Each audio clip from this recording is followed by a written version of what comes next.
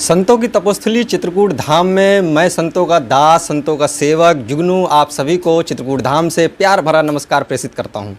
दोस्तों, आज बहुत ही एक चर्चा का विषय था। चित्रकूट धाम में एक बाल कन्या के रूप में हमको एक साध्वी माता जी के दर्शन हो पा रहे हैं। ठीक आप मेरे बगल में देख पा रहे हैं। इनकी एक प्रबल इच्छा है, आप गंगोत्री से आई हैं और बागेश्वर धाम तक जाना है, तो कई उद्देश्य होंगे बाल साध्वी जी के। तो आज हम लोग उसी पर चर्चा करने वाले हैं, जानने का प्रयास करेंगे कि आखिर इतनी दूर से आप पद यात्रा करके और बागेश्वर धाम जाने का जो उद्देश्य है वो आज हम लोग जो पूरा जो माता जी से पूरा बताएं। कैसे शुरुआत हुई, आप कहाँ से आए, पहले अपना परिचय थोड़ा सा बता दीजिए। जय श्री राम, जय सन्यासी बाबा की, जय बागेश्वर धाम की, पंडित धीरेन्द्र कृष्ण शास्त्री जी महाराज की जय हो। मैं हूँ शिवरंजनी तिवारी और मेरी गंगा कलश यात्रा जो कि श्री गंगोत्री धाम से चली है, बागेश्वर धाम तक हम लोगों को पहुँचना है और अभी हम वर्तमान में चित्रकूट में हैं। हमारी पदयात्रा अभी चित्रकूट तक आ चुकी है। कैसे शुरुआत हुई, पहले तो हम यही जानना चाहेंगे गंगोत्री में आपने क्या किया, कैसे किया, कैसे मतलब इसका ये प्रेरणा कैसे आई? इसकी प्रेरणा ऐसे आई, मैं करीब 2021 से पूज्य महाराष्ट्र से जुड़ी हुई हूँ। एक दिन मैं ऐसे यूट्यूब के शॉर्ट वीडियो स्क्रॉल कर रही थी, मुझे सडनली महाराष्ट्र का एक शॉर्ट वीडियो मिला। उसमें वे किसी की मन की बात पढ़ रहे थे, तो मैंने उसमें हैशटैग बागेश्वर धाम था, तो मैंने उसे सर्च किया तो मुझे पूरे महाराष्ट्र के प्रवचन मिले, पूरे धाम के वीडियो मिले, दरबार दिखा और जैसी मैं मतलब स्लाइड करती गई मैं बिल्कुल खोती चली गई। तो करीब 2021 से महाराष्ट्र को रेगुलर फॉलो कर रही हूँ। चूँकि मैं खुद भागवत कथा करती हूँ, जब मैं 4 साल की थी तब से मैंने भागवत कथा करना शुरू कर दिया था और पूज्य महाराष्ट्र भी करती हैं, तो उनके वीडियो मुझे बहुत ज़्यादा मोहक लगने लगे और मैं उनसे जुड़ती चली गई। और इसकी प्रेरणा ऐसी थी कि मुझे कलश यात्रा तो करनी ही थी। मैंने सोचा कि मैं हरिद्वार से जाती, क्योंकि हम लोग हरिद्वार में रहते हैं। लेकिन गुरु जी से जब हमने पूछा तो गुरुदेव ने कहा कि जब हरिद्वार रहती हो तो थोड़ा दूर जाके गंगोत्री से ही ले आओ, क्योंकि वहाँ पर साक्षात गंगा माता प्रकट हुई है, गौमुख है। तो फिर हमने गुरु आज्ञा से गंगोत्री से बागेश्वर धाम तक का हमने सोचा।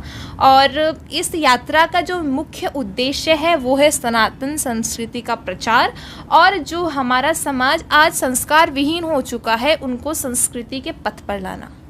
आपकी इस साध्वी के जीवन में कैसे प्रेरणा मिली, कैसे आपने शुरुआत की? इस जीवन की प्रेरणा का जो मुख्य जाता है तो मैं बताना चाहूँगी, जो हमारा परिवार है वो परम पूज्य गुरुदेव जगत गुरु शंकराचार्य स्वामी स्वरूपानंद जी के महाराज के परिवार से हमारा परिवार ताल्लुक़ रखता है।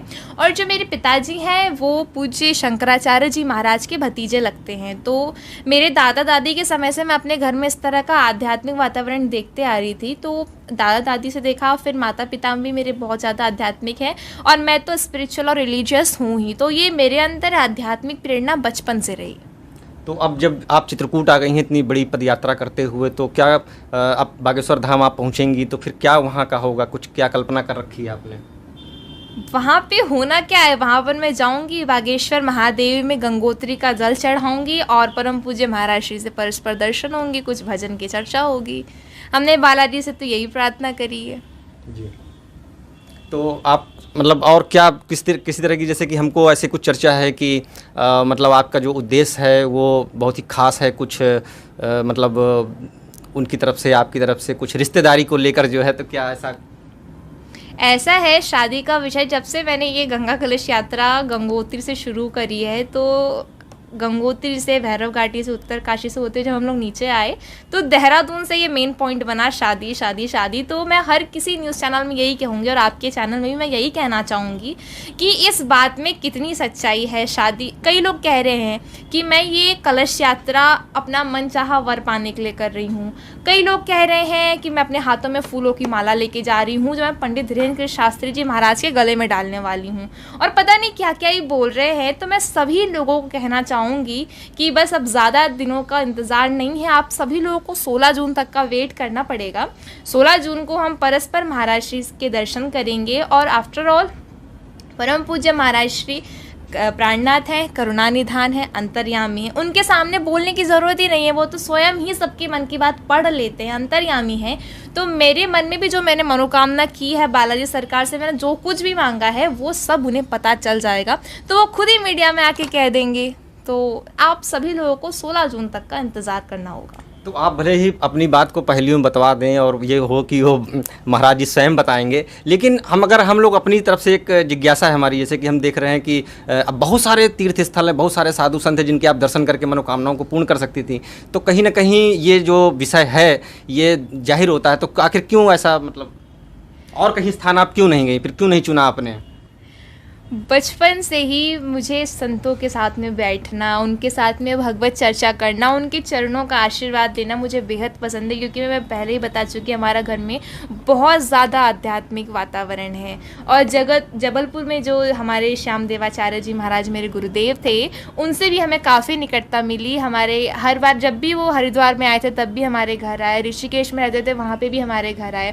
जबलपुर में मैं जब भी जाती थी हमारे रिकॉर्डिंग के सिलसिले में या प्रोग्राम के सिलसिले में, तो मैं परम पूज्य गुरुदेव जी के आश्रम में ही जाती थी। तो मुझे होटलों से, लॉज में, यहाँ वहाँ स्टे करने से बेटर मुझे संतों के आश्रम में रुकना बहुत अच्छा लगता है, क्योंकि यहाँ पे भगवत चर्चा होती है और भगवतमय वातावरण होता है, और मुझे यही वातावरण बहुत ज़्यादा पसंद है। पढ़ाई कर रखी है आपने? MBBS pursuing. उसके बाद भी संत सेवा और संतों के साथ ही मेरा सपना है, जब मैंने 11th में बायो ली थी तो उस टाइम पे ही मैंने सोच लिया था कि चूँकि हमारे देश में कैंसर हॉस्पिटलों की बहुत कमी है, हम लोग फॉरेन कंट्रीज़ में जाते हैं कैंसर का इलाज करवाने के लिए, तो मैंने सोचा था उसी टाइम पे कि मैं आगे जाके मेडिकल की फील्ड में जाऊंगी और MBBS करूंगी। उसके बाद में मैं ऑन्कोलॉजी डिपार्टमेंट में जाना चाहती हूँ, जिससे मैं कैंसर से पीड़ित लोगों की मदद कर लूँ।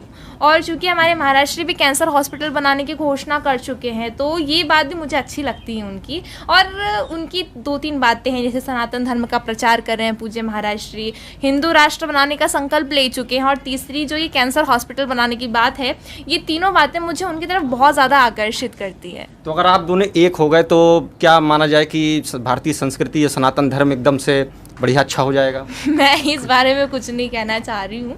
देखिए, सभी लोग कह रहे हैं कि सभी लोग को ऐसा लगता है कि क्या कहते हैं, क्योंकि मैं महाराष्ट्र को प्राणनाथ कहती हूँ, करुणानिधान कहती हूँ, सबको ऐसा लग रहा है कि मैं शादी का प्रस्ताव लेके जा रही हूँ, या गंगा कलश यात्रा मैंने सिर्फ इसलिए करी है क्योंकि मेरे को शादी करना है। और ट्रोलिंग भी बहुत हो रही है, अच्छी खासी जम के ट्रोलिंग हो रही है। मैं कुछ न्यूज़ में कमेंट पढ़ रही थी, ओ भाई साहब क्या ट्रोलिंग थी, मतलब ठीक है, शानदार है, बहुत बढ़िया है। देखिए, मेरे मन की बात कोई नहीं जानता, मेरे मन में जो बात है वो मेरे बालाजी सरकार जानते हैं, और हमारे पूज्य महाराष्ट्री जान जाएंगे जब मैं उनके सामने जाऊंगी। तो इस बात में कितनी सच्चाई है वो स्वयं महाराज जी के मुझ से अगर सुनेंगे तो ज़्यादा अच्छा लगेगा, मुझे ऐसा लगता है। तो अब आप भी साध्वी हैं, तो क्या ब्रह्म के बारे में और कुछ ऐसा कुछ ज्ञान उपदेश आप भी बताएं, जिससे बहुत सारे लोगों को फ़ायदा मिले, कुछ अच्छा ज्ञान प्राप्त हो? कुछ ऐसा है, मेरी जो इस यात्रा का उद्देश्य है, और मैं तो हर एक सनातनी को यही कह रही हूँ, जैसे कि आज के समय में हमारे भारतीय लोग ज़्यादा वेस्टर्न कल्चर को बहुत अपना रहे हैं। सबसे ज़्यादा मेन मुद्दा जो हो रहा है आजकल, हो रहा है फटा जीन्स, बहुत ज़्यादा ट्रोल हो रहा है, लोग, बहुत सारे लोग इसमें काफ़ी कुछ बोल भी रहे हैं। सोचने की बात है कि हमारे यहाँ फॉरेन कंट्री से लोग आ रहे हैं, कितने लोग वृंदावन में और ऐसे कई तीर्थ स्थल है जहाँ पे देखने को मिलते हैं। फॉरेनर्स, अच्छे लोग अपनी संस्कृति को छोड़ के हमारी भारतीय संस्कृति अपना रहे हैं, और एक हम लोग हैं जो अपनी ही संस्कृति को छोड़ के पता नहीं किस कल्चर में ढलते जा रहे हैं।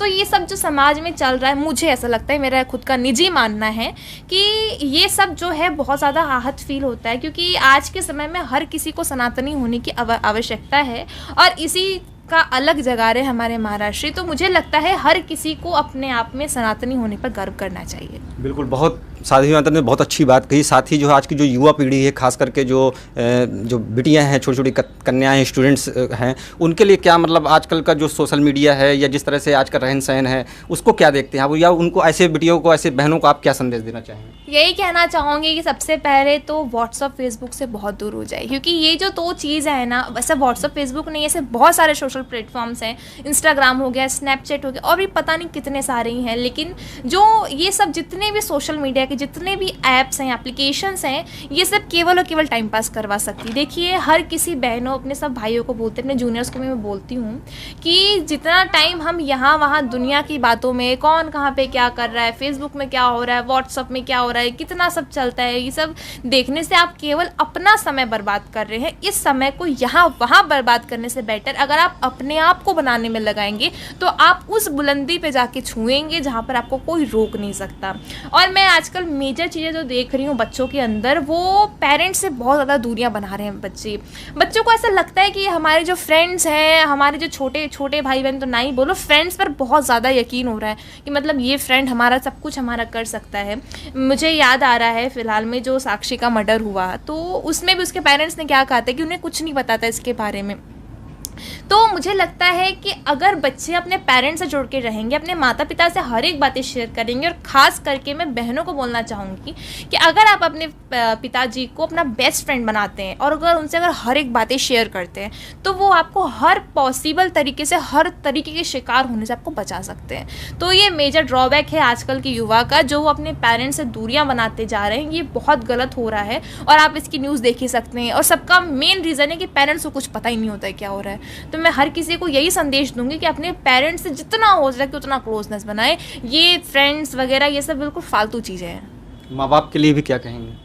मैं यही कहूँगी कि कई घरों में माता पिता के, हाँ ये बात भी है कि कई घरों में ये भी देखने को मिलता है, बहुत ज़्यादा स्ट्रिक्ट वातावरण होता है।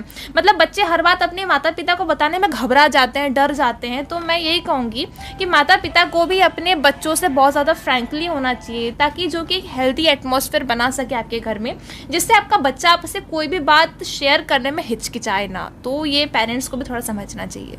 बहुत अच्छी बात माता ने गृहस्थ की भक्ति के बारे में भी बताया कि किस तरह से स्टूडेंट और माता पिता या जो भी लोग हैं जो घर में गृहस्थ रह के भी भक्ति करते हैं, तो वह सत्य मार्ग के लिए कैसे करें, तो वो कैसे बचाव भी करें सोशल मीडिया से भी, सामाजिक से रूप से भी। तो माता जी एक आखिरी सवाल और भी चलते चलते कि मान लीजिए जैसा आपने अभी खुलासा नहीं किया कि आपको शादी करनी है और महाराज जी से, तो ऐसा नहीं है, कुछ उद्देश्य होगा, महाराज जी आपको बताएंगे, हम लोग भी लाइव देखेंगे उस समय आपका ये प्रोग्राम जो है, उम्मीद करते हैं ऐसी। तो फिलहाल एक सवाल ये उठता है कि अगर शादी तो आपको करनी ही होगी, तो अगर करनी है या नहीं करनी है, और करनी है तो किस तरह का आप युवा चाहती हैं अपने जीवन साथी? देखिए, चूँकि हम लोग सनातनी हैं और हमारे यहाँ आज से नहीं, भगवान श्री राम जी के समय से जो शादी का विषय है, इस पर विचार माता पिता और गुरुदेव करते हैं। तो जो मेरी भी शादी का विषय है, मुझे इस पे बोलने का एक शब्द का भी अधिकार नहीं है। इस पर जो निर्णय होगा वो हमारे गुरुदेव, हमारे माता पिता करेंगे और वही हमको मानना चाहिए। इसलिए मैं इस पर, मुझे कुछ अधिकार ही नहीं है बोलने का, तो मैं क्यों बोलूँ इस टॉपिक पे। चलिए, बहुत अच्छी सोच है और ये उन भाई बहनों के लिए भी एक संदेश है कि माता जी ने किस तरह कहा कि देखिए MBBS होने के बाद और इस पद में आने के बाद भी उनके कैसे विचार हैं कि वो आज अपने परिवार, बड़े बुजुर्गों का आशीर्वाद लेके ही वो अपने भविष्य के जो कदम हैं वो तय कर पा रही हैं। तो कुछ और विशेष, कुछ आज चित्रकूट घूमा आपने, कैसा लगा चित्रकूट? यहाँ पर तो इतना आनंद आ गया है। मैं विनोद में एक बात हमेशा कहती हूँ कि यहाँ पे मुझे पता चला कि भगवान श्री राम जी ने 11.5 वर्ष यहाँ पे स्टे किया था। तो मेरा मन भी ऐसा ही हो रहा है कि मैं यहाँ 11.5 वर्ष नहीं तो कम से कम 11.5 महीने रुक जाऊँ। लेकिन फ़िलहाल मुझे बागेश्वर धाम तक पहुँचना है, बालाजी सरकार तक पहुँचना है। मुझे यहाँ चित्रकूट में सभी संतों का आशीर्वाद मिला। आपके पास में वीडियो क्लिप होगी, यहाँ पर मेरा बहुत अच्छा भजनों का कार्यक्रम भी हुआ था। मेरे गुरुदेव जी, जैसे कि आप सभी लोगों को पता है, भी हम लोग संतोषी अखाड़ा में रुके हुए हैं, और जो मेरे गुरुदेव जी हैं रामजी दास जी महाराज, इनका भी मुझे बहुत ज़्यादा आशीर्वाद मिला। और मैं चाहूँगी कि इसी प्रकार मेरे गुरुदेव मेरे पर आशीर्वाद देते रहें और इसी प्रकार मेरे पर कृपा बरसाते रहें। बहुत अच्छी सुंदर बात आपने कही। और एक छोटा सा भजन भी हम चाहेंगे कि हमारे दर्शकों के लिए छोटा सा, कोई छोटा सा क्यों, अच्छा सा बड़ा सा सुना दीजिए।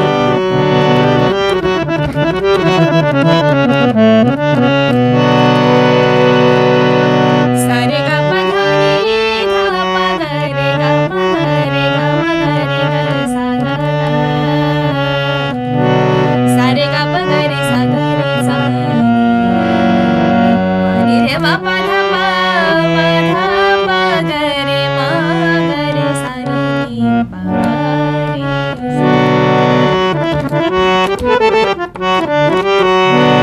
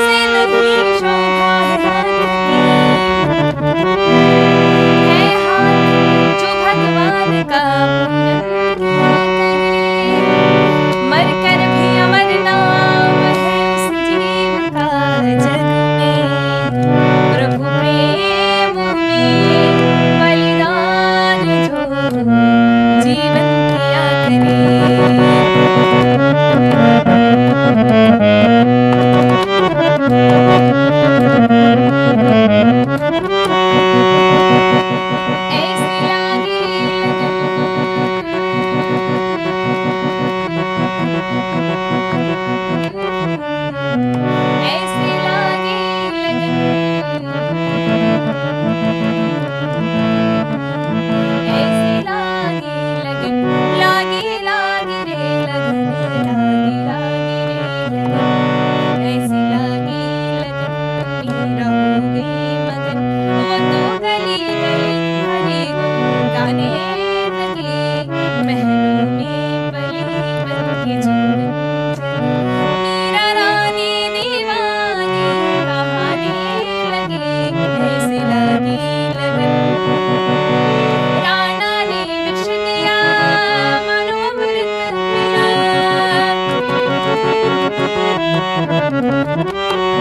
राणा ने विष दिया मनोमृत पिया, सानी धरी ध पध मग पगरे गरे सारे सानी सानी पधरे सा, पधरे संग सानी संग सानी संग सानी संग सारे नि संग सानी सा ग सारे नि संग सानी सारे रे नि सा ग सारे नि सारे नि सा ग रे म म ग प प म ध ध प नि नि ग सानी ध प राणा ने विष दिया मनोमृत पिया, मीरा सागर में सरिता समाने लगी, दुख लाखों सहे मुख से गोविंद कहे, मीरा गोविंद गोपाल गाने लगी, वो तो गली गली गली हरे गुण गाने लगे, ऐसे लागे लगन, मीरा हो गई मगन, वो तो गली गली हरे गुण गाने लगे, ऐसे लागे लगन, मीरा हो